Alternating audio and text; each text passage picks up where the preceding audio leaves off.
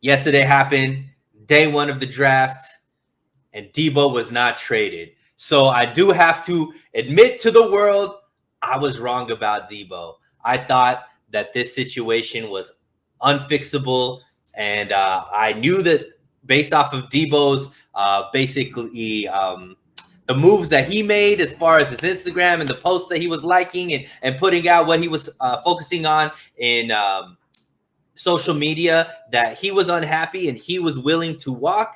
What I didn't expect was the 49ers to hang firm and not trade him. So kudos to the front office for not budging, not bending, not breaking, and keeping Deebo, because if you're like me, most of us, Deebo is one of our favorite players. We know the team is better with him. And I should have known. Harold Murillo, good morning to you, my friend. Thank you so much for joining us. So let me kind of just go through my thought process when it comes to the Deebo thing. So I know a lot of people were, and maybe me, I fell into it as well, with the 49ers previously trading a guy like DeForest Buckner, kind of set the precedent that the 49ers may trade high premium talent.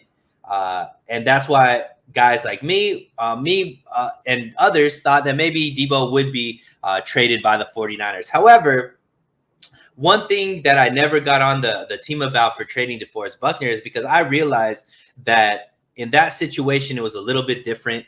The 49ers were actually making a choice, right? So they had Arik Armstead, DeForest Buckner, and they really, in their mind, were only going to be able to pay one.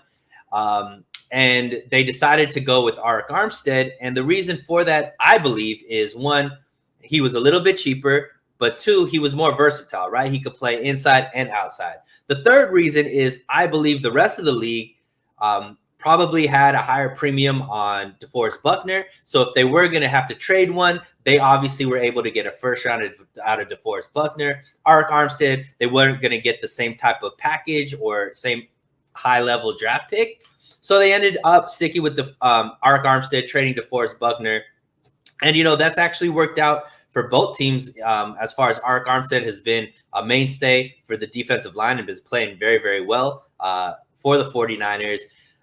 Deebo is obviously having, quite a good career with the Colts.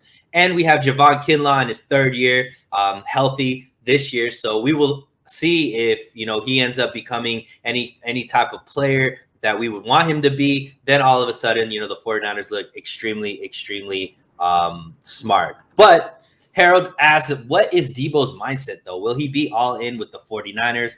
Hopefully he doesn't become disgruntled.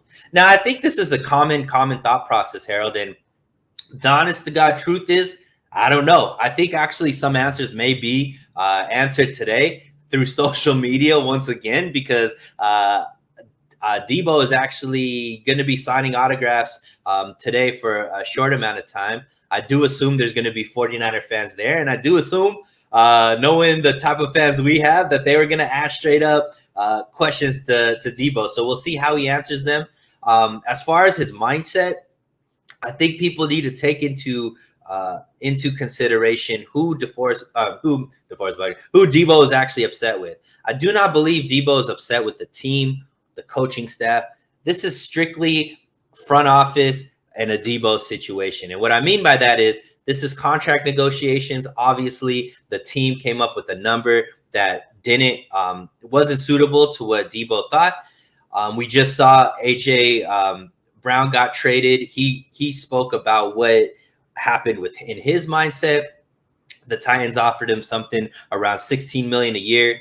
He obviously did not like that. He said that if the team had given him a deal around $22 million a year, he would still be playing for the Titans. So seeing that deal and seeing what AJ Brown actually said, it seems like that with Deebo as well. Once the money's right, I think everything else will come into place. I don't think that Deebo dislikes playing for Shanahan. I obviously know that he enjoys his teammates, and Deebo is a football player, which means when he's on the field, he's going to give it his 100%. We saw him game after game, week after week, giving everything he had on the field. I don't think that that's going to change.